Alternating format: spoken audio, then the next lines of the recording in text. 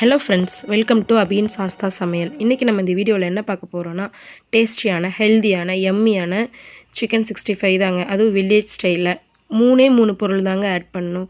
இந்த 3 பொருள் வச்சே நம்ம 65 வந்து எப்படி செய்கிறதுன்னு பார்க்கலாம் வாங்க. இங்கே நான் சிக்கன் வந்து 200 கிராம் வாங்கி கல்லுப்பு மஞ்சத்தூள் போட்டு நல்லா வாஷ் பண்ணி வச்சுருக்கேன். அடுத்து ஒரு பிளேட்டில் நம்ம மசாலா ரெடி பண்ணிக்கலாம். Kashmir red chilli 2 table spoon.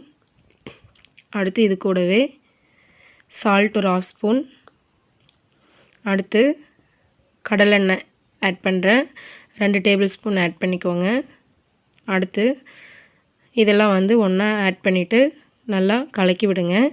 இவ்வளோ தாங்க நம்ம சிக்கனுக்கு. இஞ்சி பூண்டு பேஸ்ட்டோ கார்ன்ஃப்ளவர் மாவோ மல்லித்தூளோ கரம் மசாலாவோ வேறு எதுவுமே ஆட் பண்ண தேவையில்லை. இந்த 3 பொருள் தாங்க நமக்கு டேஸ்ட் கொடுக்க போகுது. அடுத்து கடாய் சூடானதுக்கப்புறம் இங்கே கடலெண்ணெய் தான் நான் ஆட் பண்ணியிருக்கேன். நீங்கள் எந்த எண்ணெய் வேணாலும் ஆட் பண்ணிக்கலாம்.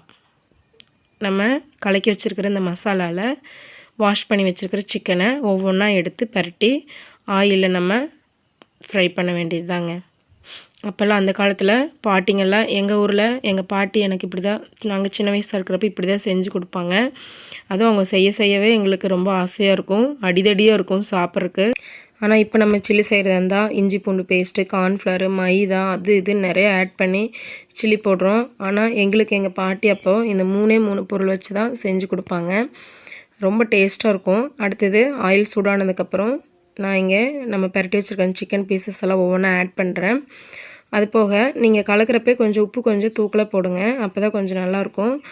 அது கூடவே நம்ம நார்மலாக வந்து சிக்கன் சில்லி செய்கிறப்போ கொஞ்சம் டைம் எடுக்கும் இல்லைங்களா, ஆனால் இதுக்கு வந்துட்டு நீங்கள் 3/4 பதம் சிக்கன் வெந்திருக்கணும். இல்லைன்னா முருகலாக ஒரு மாதிரி ரொம்ப கிறிஸ்பி ஆயிடுச்சுன்னா டேஸ்ட் நல்லா இருக்காது, சாஃப்டாக வரணும். அது போக நம்ம இதுக்கு வந்து நேரம் வரைக்கும் ஊற வைக்க தேவையில்லை, அப்போவே சடனாக மசாலா பரட்டி அப்போவே நம்ம போட்டுக்கலாம். இங்கே பாருங்கள், பார்க்குறக்கே ரொம்ப யம்மியாக இருக்குது. நெக்ஸ்ட்டு மீதி இருக்கிற சிக்கனையும் நான் ஆயிலில் போட்டு நல்லா டீப் ஃப்ரை பண்ணி எடுத்துக்கிறேன். அடுத்து உங்களுக்கு வேணுன்னா இது கூட மேலே பெப்பர் பொடி தூவிட்டும் கூட சாப்பிட்டுக்கலாம், அதுவும் ரொம்ப நல்ல டேஸ்ட்டாக இருக்கும்.